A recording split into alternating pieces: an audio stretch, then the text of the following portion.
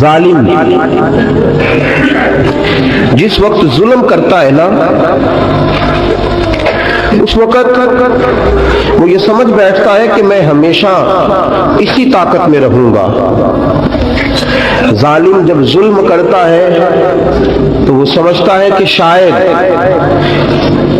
یہی قوت، یہی طاقت، یہی جوانی، یہی اقتدار یہ قائم رہے گا، لیکن کبھی ظلم کا راج قائم رہ سکا نہیں، رہتا ہی نہیں۔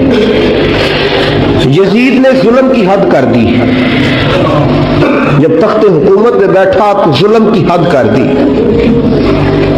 حد کر دی اس نے سمجھا تھا کہ شاید یہ اقتدار میرے پاس رہے گا، شاید یہ تخت جو میں نے سجایا ہے اس پہ سجا رہوں گا، بنا رہوں گا، قائم رہوں گا۔ اسے سمجھ نہیں نہ آئی کہ حکومتیں ظلم سے نہیں عدل سے قائم رہتی ہیں۔ میرے عمر فاروق رضی اللہ تعالیٰ عنہ کی حکومت عدل سے قائم تھی تو 12 سال قائم رہی، 12 سال قائم رہی، اور عمر چلے گئے، عدل کرتے کرتے چلے گئے۔ میں اگلے جمعے بیان کروں گا حضرت عمر کے بارے میں۔ جناب عمر چلے گئے، عدل کرتے کرتے دنیا سے رخصت ہو گئے، لیکن مدینے کی گلی سے بھی جا کے پوچھو گے تو عمر کے عدل کی گواہی دے گی۔ مدینے کی گلی اور مٹی بھی کہے گی کہ عمر عادل تھا۔ یزید نے ظلم کیا نا، پورے 4.5 سال رہا، لیکن اس کا خیال تھا کہ میں جمع رہوں گا، بنا رہوں گا، رہ سکا نہیں، رہ سکا، کیونکہ اللہ غافل ہے، اللہ کو پتہ ہے۔ اور ایک اور بات بھی، ایک اور جملہ بھی کہنے لگا ہوں، اسے بھی یاد رکھیے گا، ظالموں کو مددگار بھی مل جاتے ہیں، ظالموں کو مددگار بھی مل جاتے ہیں، بلکہ ظالموں کے مددگار زیادہ ہوتے ہیں،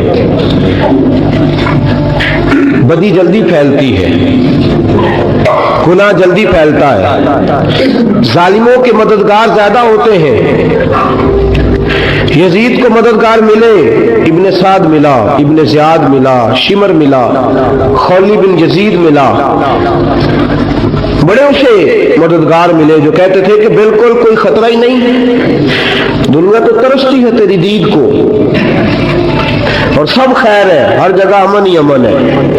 یزید جب ظلم کر رہا تھا تو سمجھتا تھا مجھے کوئی نہیں پوچھے گا، کوئی میرے قریب نہیں آئے گا، لیکن یارو اس تک دنیا کا کوئی بندہ تو نہیں پہنچ سکا، لیکن اللہ کا قہر تو پہنچ گیا نا،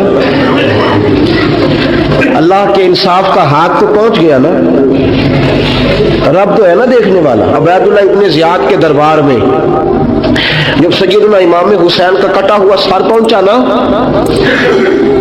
اس نے ایک چھڑی پکڑی، اور چھڑی پکڑ کے نا تو امام حسین کے لبوں پہ مارنے لگا، کہنے لگا تجھے کہا تھا نا بات مان جا، کٹا ہوا سر پشت میں رکھا ہے، تجھے کہا تھا نا بات مان جا۔ راوی کہتا ہوں عبید اللہ ابن زیاد نے چھڑی ماری اور اس نے بے ادبی کی، کہنے لگا تو تھا ہی اس قسم کا، تیرا یہی حال ہونا چاہیے تھا معاذ اللہ۔ حضرت بریدہ اسلمی حضور کے صحابی دربار میں موجود تھے، فرمایا ابن زیاد تو برا ہے، تیرا باپ برا ہے، چھڑی پیچھے کر۔ کئی بار میں نے ان لبوں کو مصطفیٰ کو بوسے دیکھے ہوئے دیکھا ہے، پیچھے کر، پیچھے کر، ہٹا لے۔ راوی کہتے ہیں کہ 1 2 3 4 5 6 سال گزر گئے، وہی کوفے کا دربار، وہی محل، وہی تخت اور وہی تش جس میں امام حسین کا سر رکھ کے لایا گیا تھا۔ 6 سال کے بعد مختار ثقفی حکمران بن گیا۔ مختار ثقفی نے کہا کہ میں چن چن کے ماروں گا وہ بندے جنہوں نے امام حسین کو قتل کیا تھا۔ 1 نہیں 2 نہیں 4 نہیں 6000 بندہ مارا اس نے، چن چن کے۔ راوی کہتے ہیں کہ یہ ابن زیاد 30,000 فوج لے کے نہر فرات کے کنارے میدان کربلا کے سامنے آیا اور اس نے جہاد کیا۔ مختار ثقفی نے ابراہیم بن مالک کو بھیجا، فرمایا جاؤ قتل کر کے لاؤ۔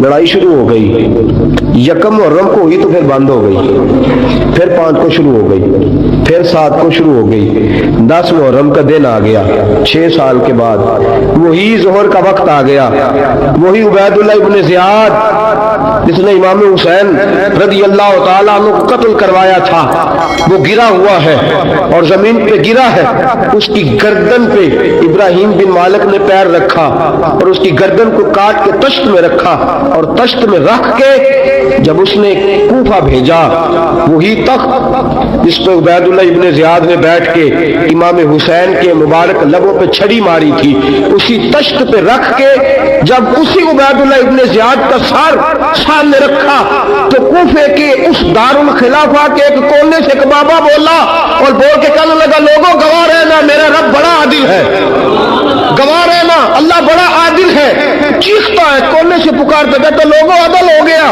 इंसाफ हो गया, अदल हो गया, इंसाफ, देखो देखो। जब हुसैन का सार आया था, इब्ने ज़ियाद ने गुस्ताखी की थी तो कोने से आवाजें निकलने लगी थी कि ज़ियाद बुरा है, हुसैन अच्छा है। आज इब्ने ज़ियाद का सार आया है, आवाज फिर कोने से निकली है, लेकिन आवाज क्या गूंज रही है? आवाज फिर वही गूंज रही है, ज़ियाद इब्ने ज़ियाद बुरा था, हुसैन को अल्लाह ने बड़ी इज्जत अता फरमा रखी। मुकाफात अमल, मुकाफात अमल। अल्लाह गाफिल नहीं, जालिम जो काम करते, अल्लाह गाफिल नहीं। 6 साल के बाद वही दिन, वही वक्त, वही घड़ी, वही लम्हा, वही सारा निजाम, वही दरबार। इंसान डरता नहीं, इंसान बाज आता, इबरत पकड़ता। इब्ने ज़ियाद उस वक्त कहता था कि मैं जाऊं हुसैन के पास, ये मैं जो होती है ये मरवा देती है। शैतान ने कहा था आना खैरुम मिनहुम, मैं बेहतर हूं, बस खत्म हो गया, खत्म हो गया। इब्ने ज़ियाद कत्ल हुआ, वही तारीख, वही जमाना, अल्लाह करीम ने उसको जिल्लत की मौत दी, मरा और 30,000 फौज लेके निकला था, फिर भी बच सका नहीं। ये इब्ने ज़ियाद का हाल हुआ। इब्ने साद सहाबी का बेटा था, नबी पाक अलैहिस्सलाम के प्यारे सहाबी का बेटा था। नबी साद बिन नबी वकास की औलाद थी। लेकिन याद रखना, अगर एक सहाबी का बेटा यजीद बन सकता है तो दूसरे का इब्ने साद भी बन सकता है। और सिर्फ यूं ही तवज्जो ना किया करो, अबू जाल का बेटा भी तो सहाबी रसूल बन गया था ना। युखरिजुल हय्य मिनल मय्यति व युखरिजुल मय्यति मिनल हय्य। रब फरमाते मैं जिंदों से मुर्दे और मुर्दों से जिंदे निकाल दिया करता हूं। मैं कभी कभी